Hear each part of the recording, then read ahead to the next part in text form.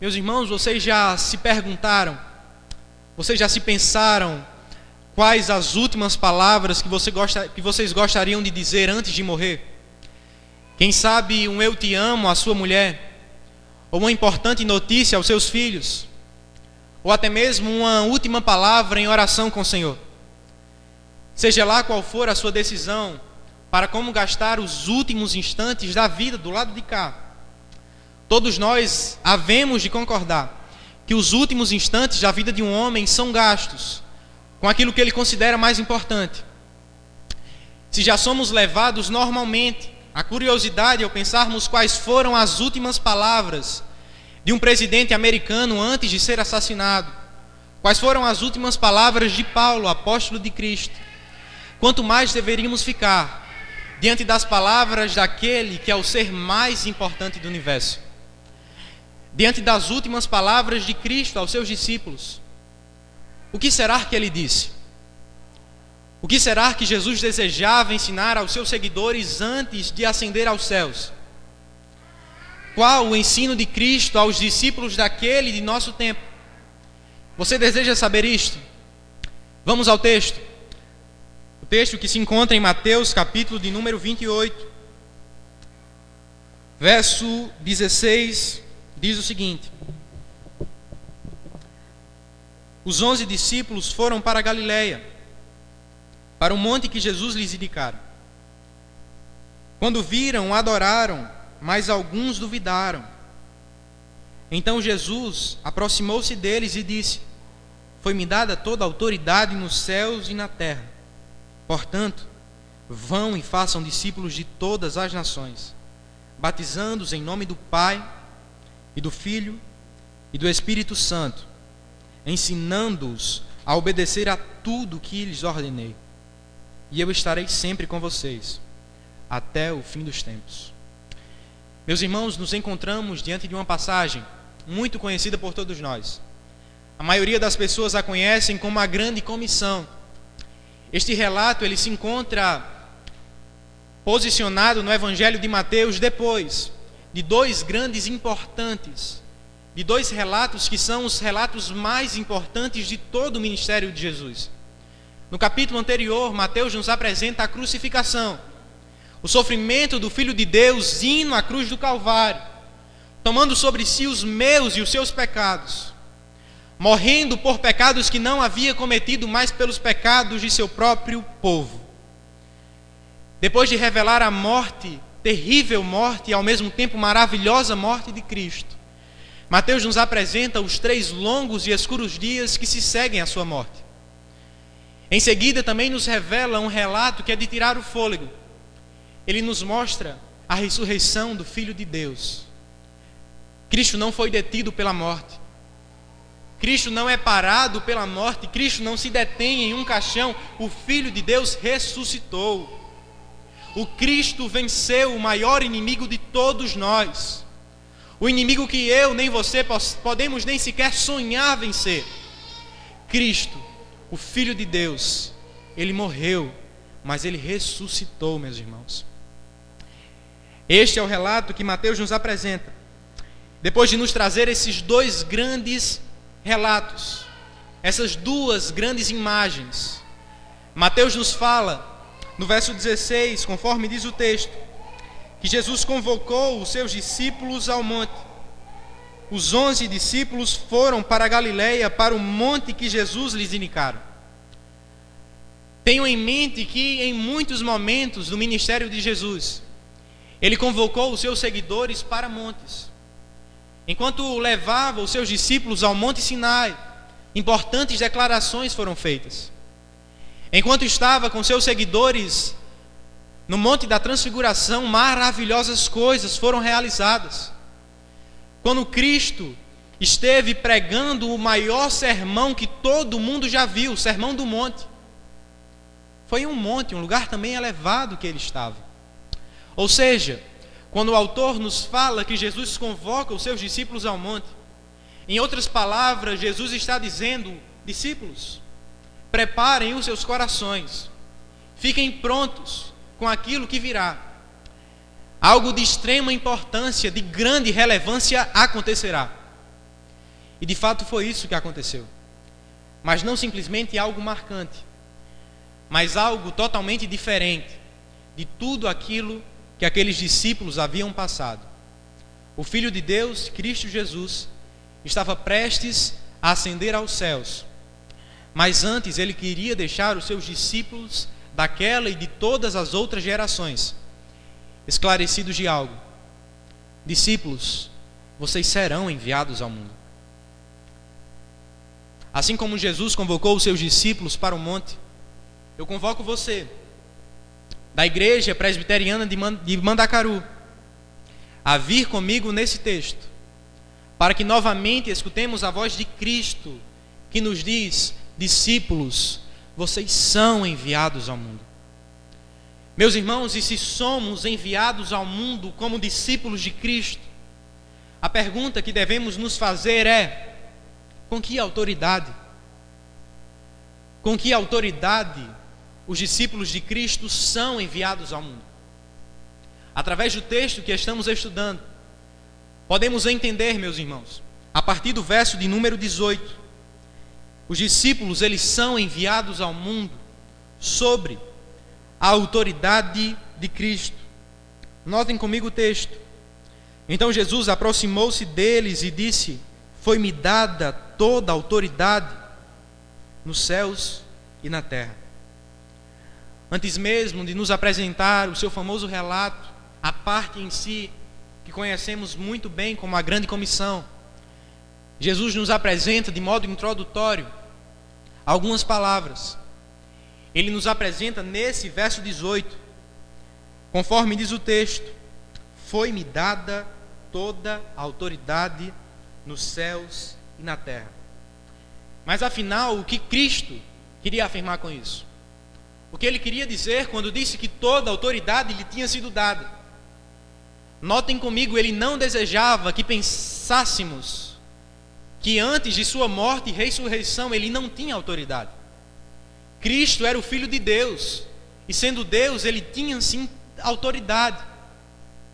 Aquilo que o texto quer nos informar é muito mais uma relação de perfeita harmonia entre o Deus Trino, Pai, Filho e Espírito Santo, onde o Pai concede graciosamente ao Filho toda a autoridade sobre céus e terra, depois de ter triunfado obedientemente sobre a morte.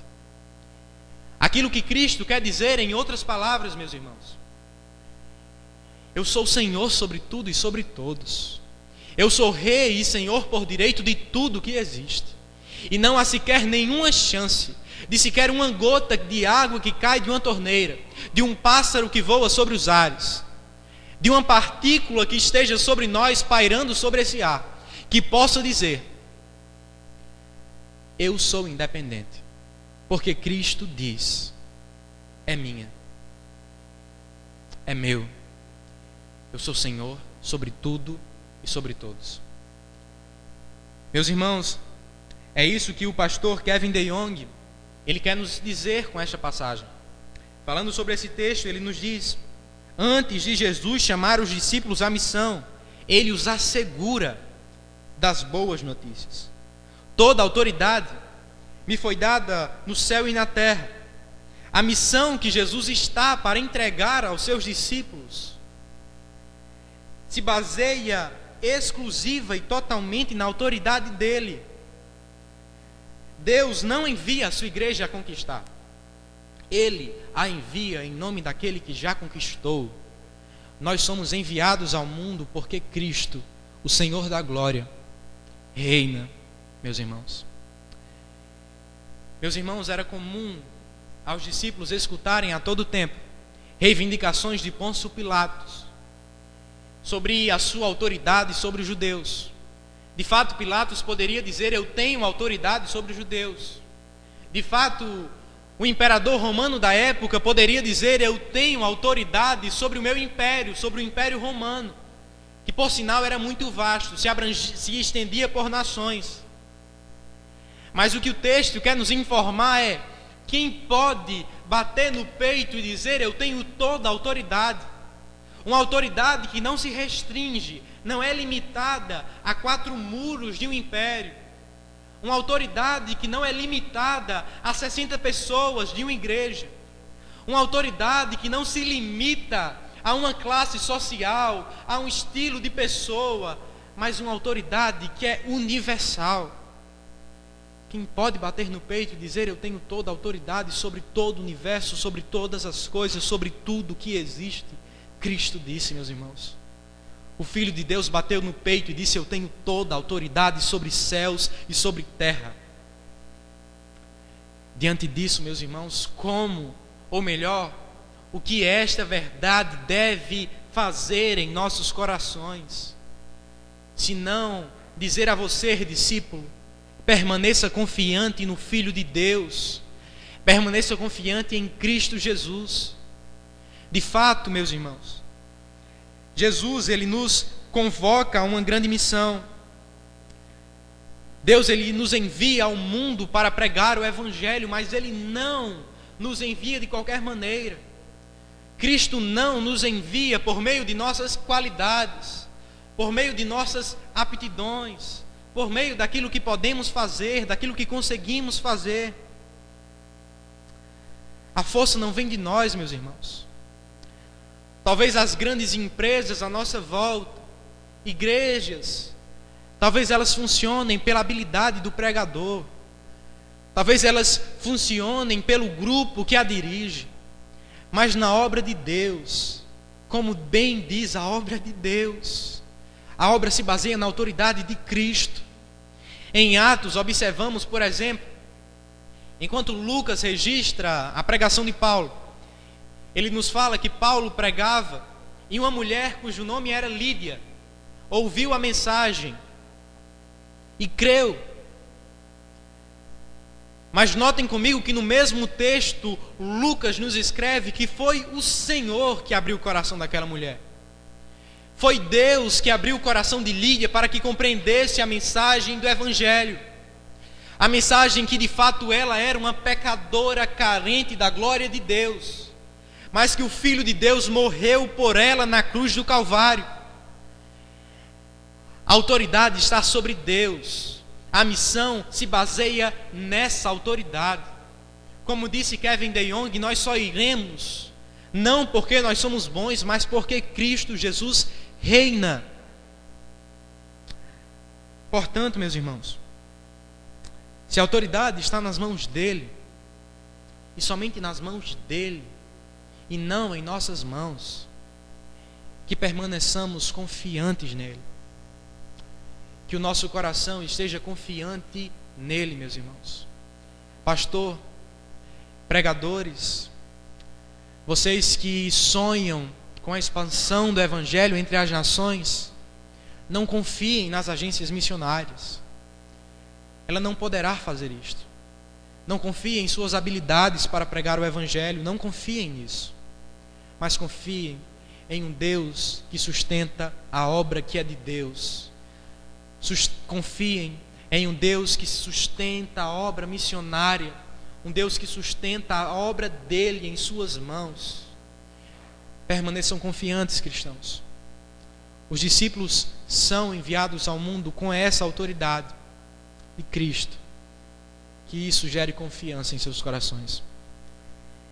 Meus irmãos, com que autoridade os discípulos eles são enviados ao mundo? Jesus nos disse que é sobre a autoridade dele. Nós somos enviados sobre a autoridade de Cristo.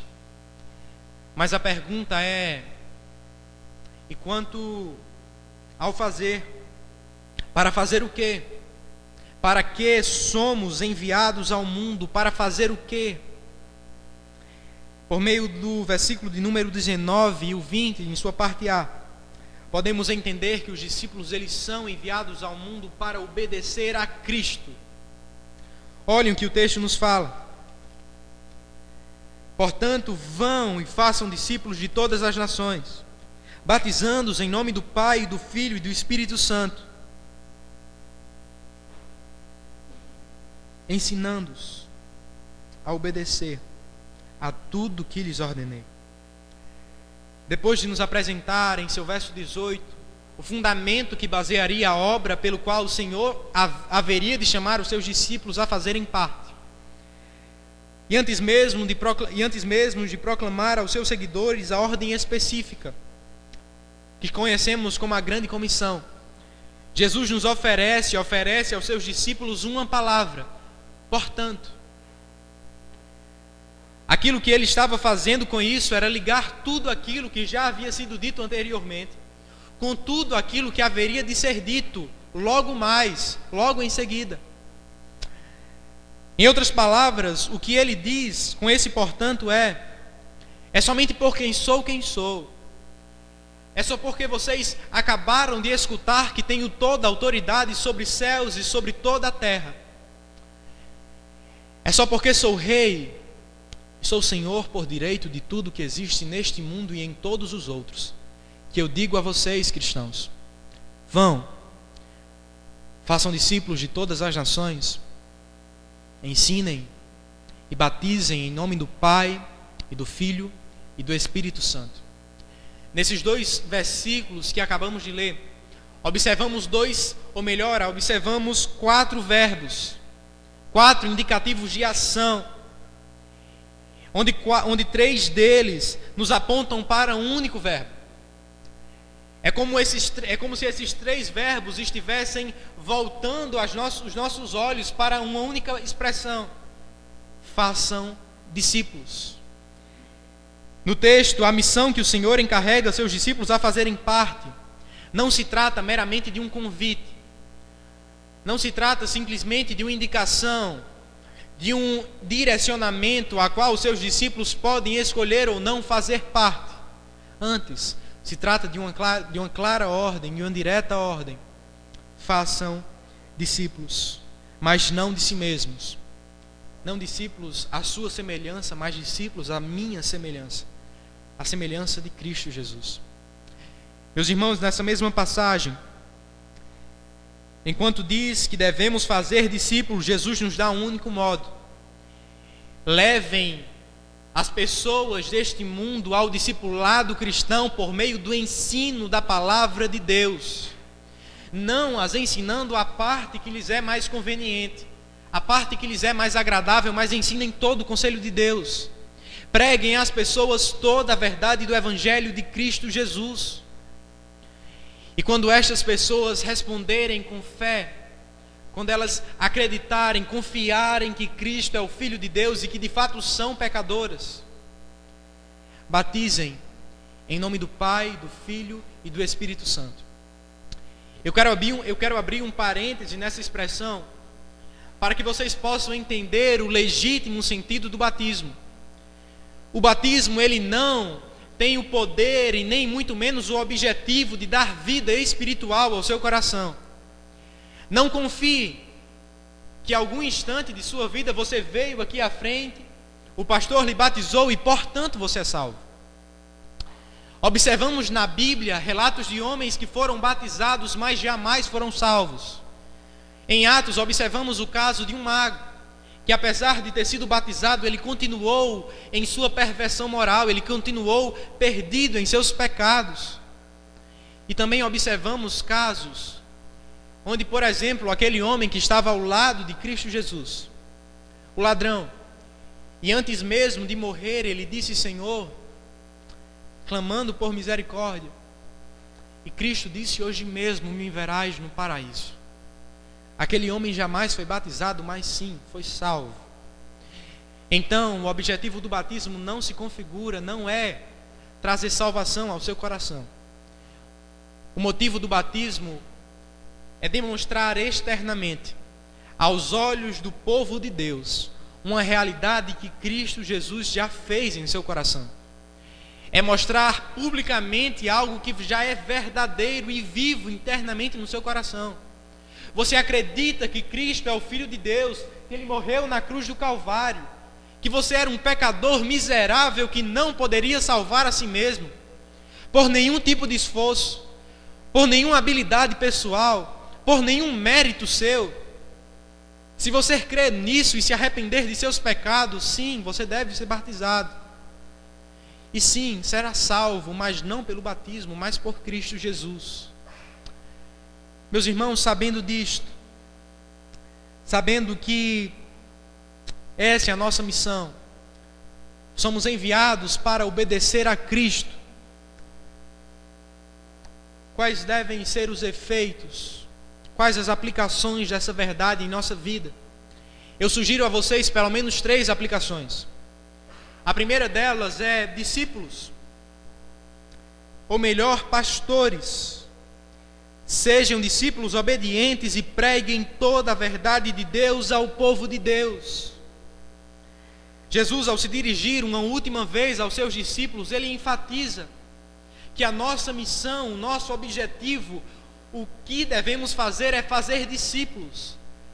Mas ao mesmo tempo que nos informa isso, também sabemos que os discípulos não são meus, não são nossos, não são dos pastores à nossa volta.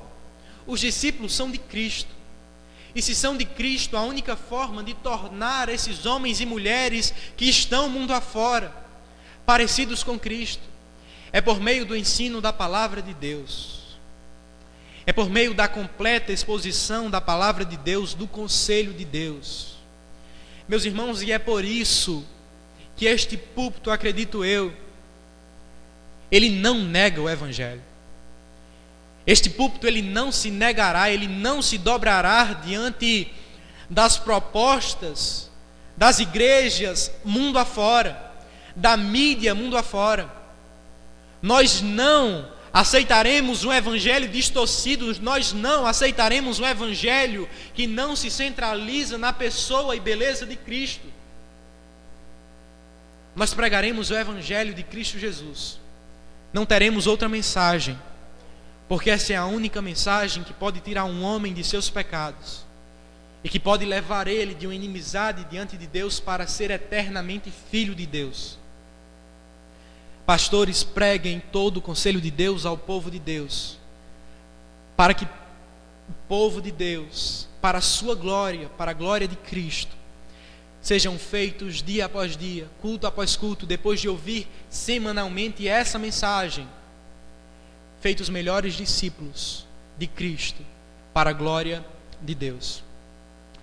Meus irmãos, ainda neste ponto, eu devo falar a vocês que precisamos urgentemente, não só os pastores, mas qualquer um de vocês que pregam em um púlpito, que pregam nos ônibus, que pregam em sua faculdade, enfatizem 2 grandes verdades que vêm sendo esquecidas neste mundo.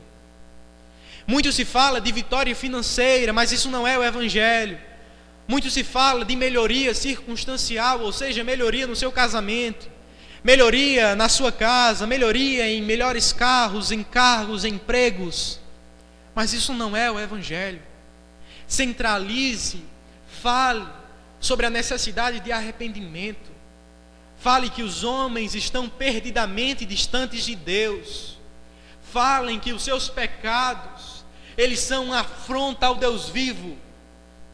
E assim como uma enchente, assim como um enchente que pressiona uma barreira, assim também são os nossos pecados diante da mão de Deus. Meus irmãos, a mão de Deus é como uma grande comporta. Pensem nisso. Uma grande porta de metal que segura a ira de Deus que virá um dia sobre toda a humanidade pelos nossos pecados. Com uma mão que Deus impede que essa ira seja manifesta sobre os homens agora mesmo. Com sua outra mão, Deus chama por meio de Cristo os homens ao arrependimento. Ele diz: arrependam-se. Arrependam-se, corram para o Filho de Deus, corram para mim mesmo. Eu morri por vocês na cruz do Calvário. Um dia, a mão que impede que a ira de Deus seja manifesta e a mão que convida os homens ao arrependimento, essas 2 mãos serão abaixadas. Não será mais tempo de arrependimento, não será mais tempo de misericórdia.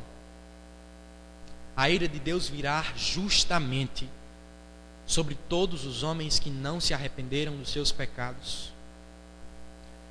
O Evangelho é uma boa notícia para os que creem, mas ele é uma terrível notícia para aqueles que permanecem em seus pecados. Portanto, meus irmãos, quer seja aqui, quer seja nos ônibus, quer seja na faculdade, quer seja onde for, Proclame a necessidade urgente de arrependimento. Proclame a ira de Deus que virá sobre os homens.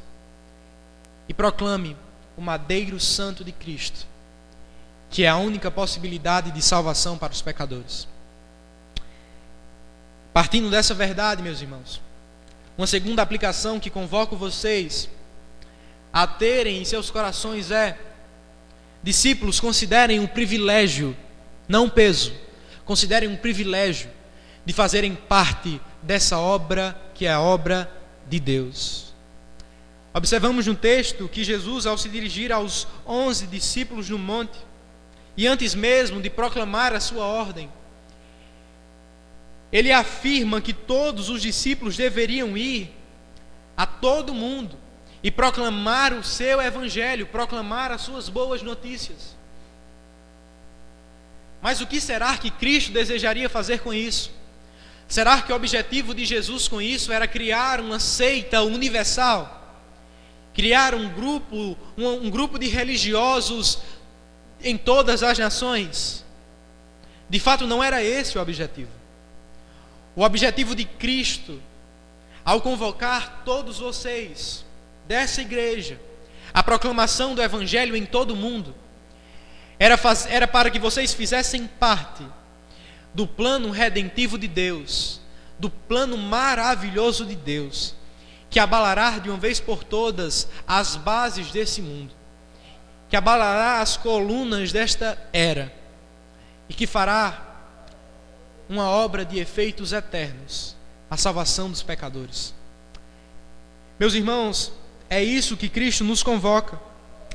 Ele nos convoca a fazer parte de uma obra global, de uma obra a qual nenhum homem já viu igual. E é isto que diz o pastor Paul Tripp. Na maioria das vezes, não prestamos atenção nisso. Ficamos facilmente presos aos nossos mundinhos, centrados em nós mesmos. Mas Jesus nos impele para além de uma vida consumida por felicidade pessoal e realização. Sua vida é muito mais que um bom emprego, muito melhor, muito mais do que um cônjuge compreensivo ou filhos não delinquentes. Sua vida é muito maior do que lindos jardins, férias agradáveis na Disney ou roupas da moda. Na realidade, você faz parte de algo que é imenso e maior do que você mesmo. Deus está resgatando a humanidade caída, está transportando homens de um reino caído para o reino de seu maravilhoso amor, e progressivamente conformando a sua imagem. E para nossa alegria, Ele convoca a você fazer parte disso. Meus irmãos, diante disso, a questão não é quem de nós aceitará o convite, mas a questão é quem de nós pode ser tão tolo e não aceitar ardentemente essa verdade. Quem de nós pode continuar achando, qual é o homem dentre estes homens que aqui estão, que pode achar melhor ter as suas vidas e continuar tendo as suas vidas centradas em si mesmos, continuar a amar as coisas desse tempo, as coisas circunstanciais, ter como sonho principal de vida, como objetivo principal de existência, ter uma casa maior, ter um bom carro, ter uma melhor moto. Como nós podemos ser tão pequenos? Como nós podemos pensar de maneira tão pequena diante de tamanha proposta a qual Cristo nos realizou? Como nós podemos olhar para um mundo que perece e saber que o Evangelho, e somente o Evangelho, tem poder para salvar esses homens e continuar dizendo: eu quero um bom emprego, eu quero ser o melhor em meu trabalho, eu não quero ganhar 2, eu quero ganhar 4.000. Eu não quero ganhar 5, eu quero ganhar 10.000. Eu não quero ganhar 1.000, eu quero ganhar mais. Como nós podemos dizer isso, meus irmãos? Paulo diria a vocês que mais miseráveis dos homens todos nós aqui seríamos, se os nossos sonhos e metas estivessem apenas voltadas para este mundo. O Cordeiro triunfou, Cristo triunfou sobre a morte e pelos seus pecados. Como não iremos segui-los, meus irmãos? Como não seguiremos o Filho de Deus? Em terceiro lugar, cristão, como você tem respondido à ordem de Deus à sua vida? Observem comigo o texto mais uma vez, leiam comigo. O texto que lemos está dizendo: então Jesus aproximou-se deles e disse: foi-me dada toda a autoridade nos céus e na terra. Portanto, escolham o que vocês querem, e se assim quiserem, vão e façam discípulos de todas as nações, batizando-os em nome do Pai, do Filho e do Espírito Santo. É isso que tem na sua Bíblia? Escolham o que vocês querem, optem por aquilo que é melhor. Não é isso que tem em nossa Bíblia. Não parece de modo algum uma sugestão, uma indicação, mas é uma clara ordem: vão. Não escolham, vão. Isso não parece uma clara indicação da vontade de Deus? Ele ordena que todos os seus discípulos façam parte dessa missão. Nesse caso, meus irmãos, o que justifica? O que realmente justifica o seu descomprometimento com a obra missionária? O que realmente justifica o seu não fazer parte da obra missionária? Nem sequer indo, ou muito menos apoiando aqueles que lá estão. O que justifica a não pregação do Evangelho regularmente em sua vida, em seu trabalho, em sua família, na faculdade, no trabalho? Conforme o texto, se assim o fazemos, somos indesculpáveis, meus irmãos. A questão é: quais são as desculpas que costumeiramente utilizamos para mascarar os nossos erros, o nosso pecado? Desconforto, pregação do Evangelho, missões é para coisa de jovens, solteiros que não têm filhos. Eu tenho muitas contas, eu não posso investir em mais um missionário. Eu tenho outras prioridades. Eu peço que nesse instante você junte todas as desculpas que você mesmo já utilizou para o seu próprio coração. E agora coloque essas desculpas diante de um relato anterior, a qual Mateus nos apresenta no capítulo 27. Você já se perguntou o motivo por qual Mateus, ele nos revela primeiramente a morte e crucificação de Cristo e só em seguida oferece aos seus discípulos a grande comissão? Eu entendo que existe pelo menos um motivo nisso.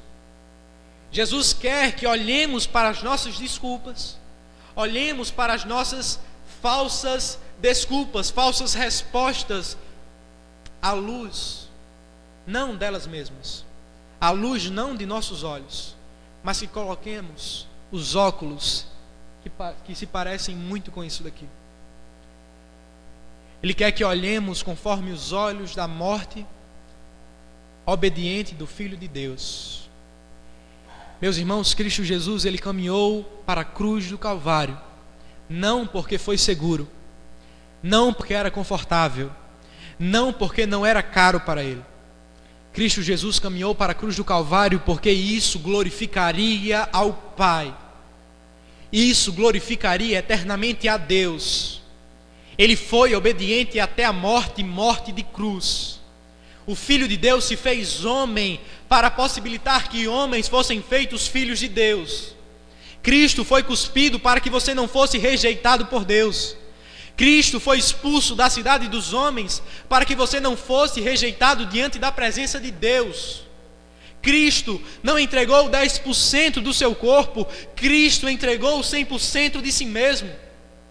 Cristo não abriu mão de uma casa, não abriu mão de um carro ou mão de um emprego. Cristo abriu mão da eterna comunhão que tinha com o Pai. Diante desses óculos, o que pode ser difícil demais, cristão? O que pode ser desconfortável demais? O que pode ser muito custoso para que você não possa dizer assim como Isaías: Senhor, eis-me aqui, envia-me a mim. Junte todas as suas desculpas tolas, que eu também muitas vezes utilizo, e que todos nós coloquemos as lentes do Calvário, Qual é o peso dessas desculpas? Será que elas continuam sendo reais? Será que elas continuam sendo verdadeiras? Se foi caro, olhe para o preço do sangue de Cristo. Se foi custoso, olhe o que Ele sofreu por você. Se você terá que abrir mão de muitas coisas por isso, Ele abriu mão da eterna comunhão com o Pai. Meus irmãos, como não podemos obedecer? Mais uma vez eu digo a frase de um grupo de jovens que entenderam que a beleza de Cristo era incomparavelmente melhor do que qualquer coisa neste mundo. E esses jovens abriram mão de tudo aquilo que eles tinham. Abriram mão de tudo aquilo que lhes era importante. E foram para os 4 cantos deste mundo. Eles não foram para receber tapinhas nas costas ao final de um culto. Eles não foram para ser abraçados pelos povos. Mas eles foram para morrer. E quando perguntaram a esses jovens que se venderam como escravos para pregar o evangelho a escravos em uma ilha distante, quando eles foram confrontados pelas suas famílias, irmãos da igreja: por que vocês fazem isso? Por que vocês não ficam na igreja? Nós amamos tanto vocês. Vocês podem ser líderes importantes, vocês podem ser bons estudantes, bons trabalhadores. Por que vocês se vendem como escravos?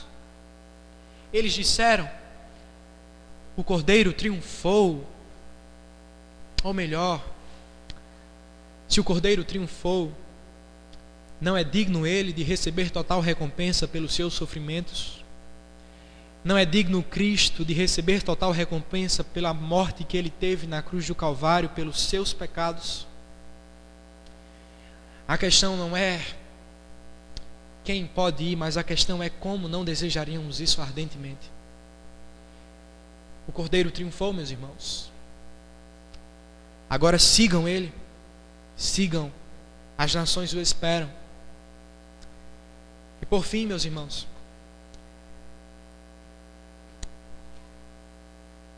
você sabe que os discípulos devem ser obedientes.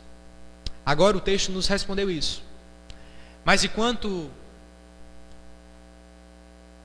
às garantias que Cristo nos dá? Quais são as garantias nos oferecidas por Jesus para aqueles que vão, ou seja, para todos nós que devemos pregar o evangelho fazendo discípulos? A garantia que Cristo nos oferece: os discípulos, eles são enviados ao mundo tendo a presença de Cristo. Que maravilhosa garantia!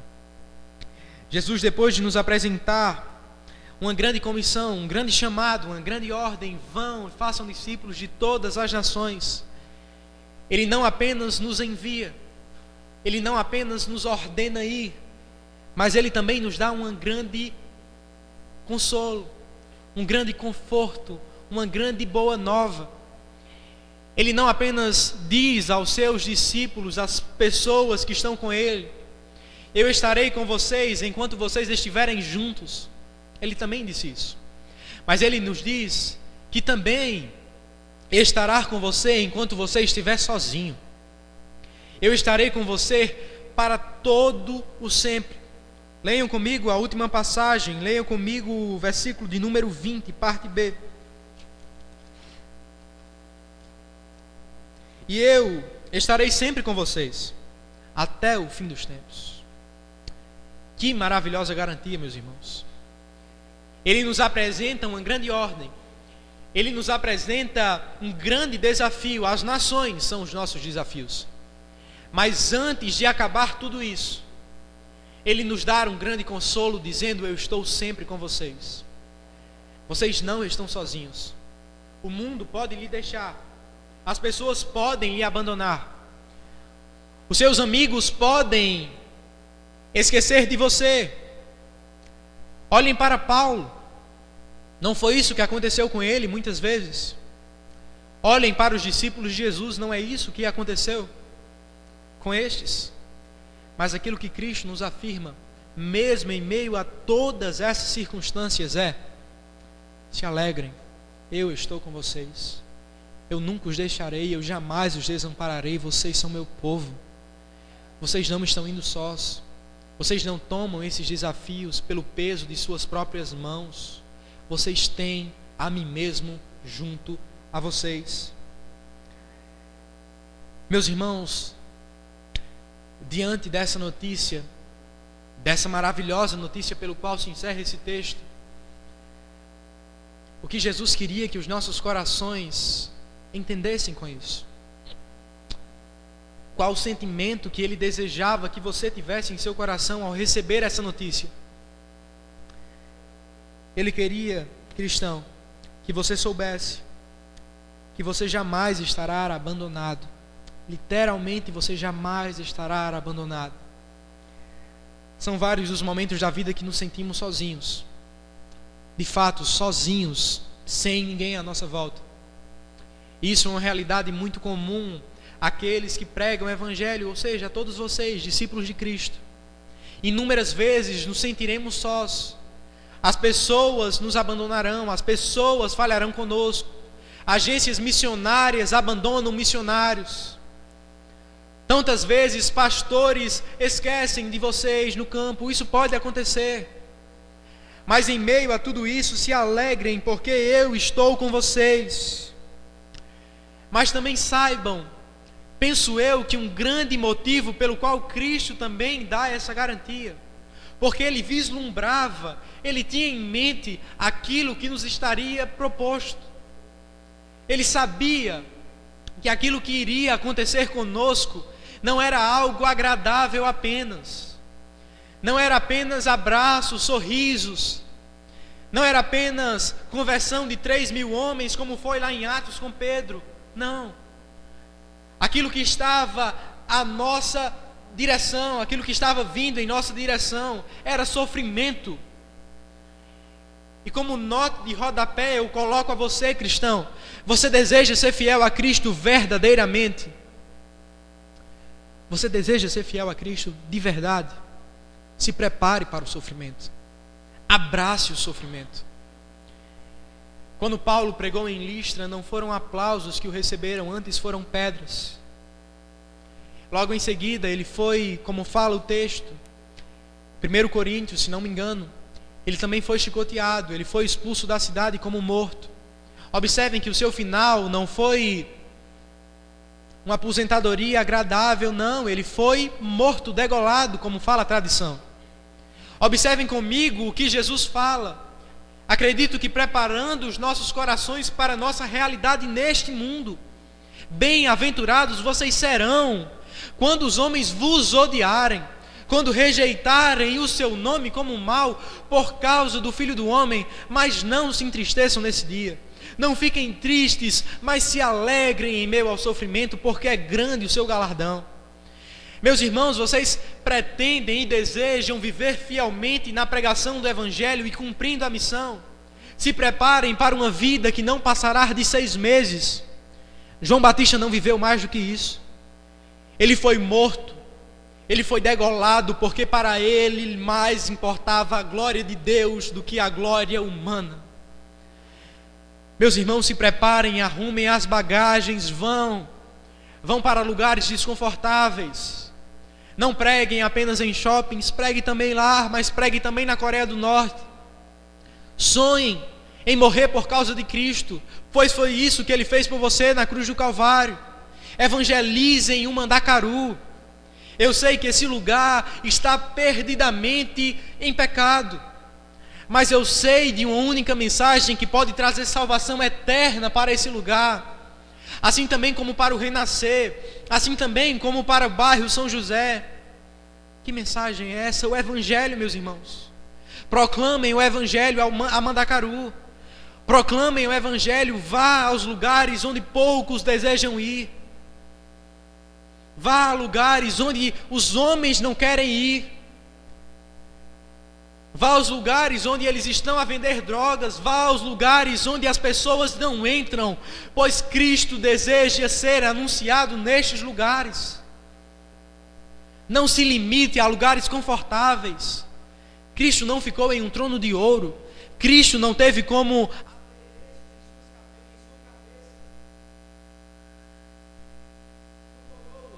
de ouro ou de prata. Antes ele teve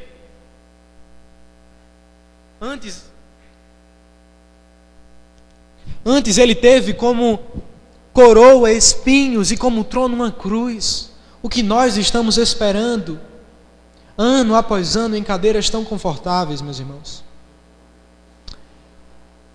A verdade é que precisamos amar mais a Cristo do que ao mundo, para somente assim poder anseiar por isso também. Eu pergunto a você, quais são as últimas palavras que você gostaria de dizer antes de morrer?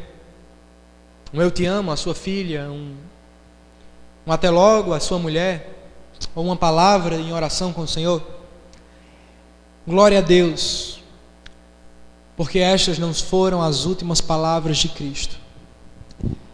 Talvez essas sejam as suas últimas palavras. Eu te amo, até logo. Mas de fato, o Evangelho de Mateus se acaba aqui, conforme Mateus, mas jamais o Evangelho terá fim.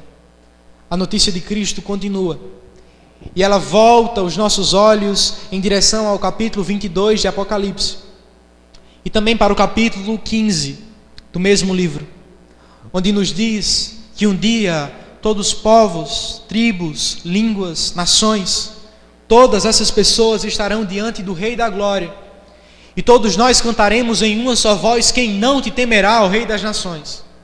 Quem não glorificará o teu santo nome?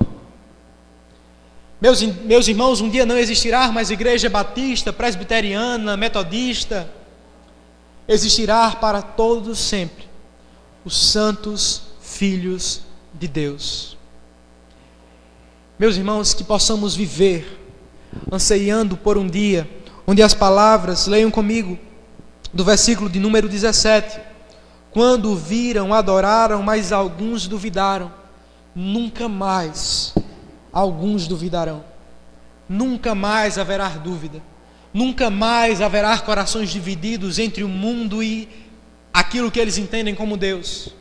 Porque para todos sempre, todas as nações glorificarão a Deus. Todos os povos estarão dobrados diante do senhorio de Cristo Jesus.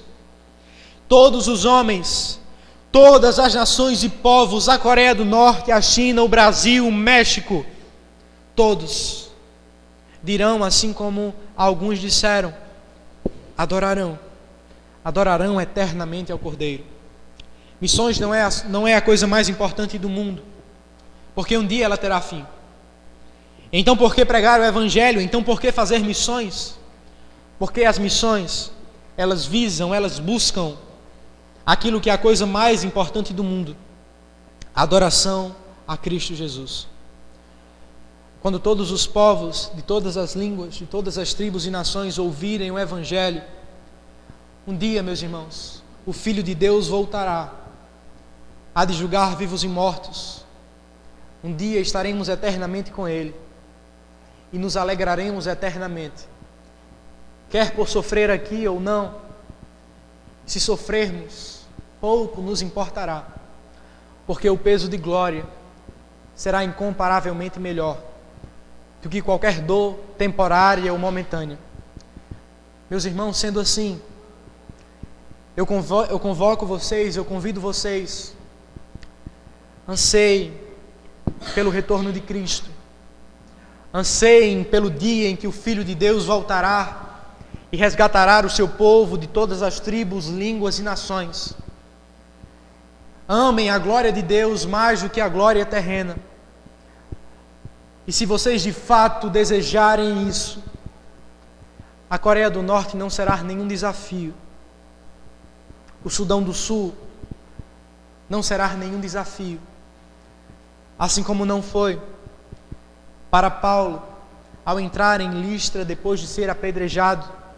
Assim como não foi a João Batista, mesmo sabendo que poderia ser degolado. Assim como não foi a Jim Elliot, que foi para a Amazônia, onde foi morto por indígenas que ele sabia que certamente o mataria. E vivam para a glória de Cristo, e o Cordeiro Jesus será eternamente glorificado. Vamos orar, meus irmãos. Deus, obrigado, Senhor, pelo Teu Evangelho. Obrigado, Senhor, pela notícia que está em Ti e é a notícia mais bela, mais magnífica e poderosa de todo o mundo. Senhor, amamos essa notícia porque ela nos libertou. Amamos essa notícia porque ela nos trouxe vida. Amamos essa notícia porque ela nos traz esperança e esperança eterna. Senhor Deus, queremos pregar o Teu Evangelho, Senhor. Queremos amar mais ao Senhor Jesus, porque sabemos que quando Te amarmos mais, Pai, Deus, o perigo de morte, o perigo de espada, o perigo, Senhor, de sermos degolados, isso não tomará mais o nosso coração por completo, porque a Tua glória e o desejo de Te fazer glorificado será tamanhamente maior, que pouco nos importará, Senhor. Senhor, eu Te peço que o Senhor, de modo soberano, aplique essa mensagem no meu coração e no coração dos meus irmãos.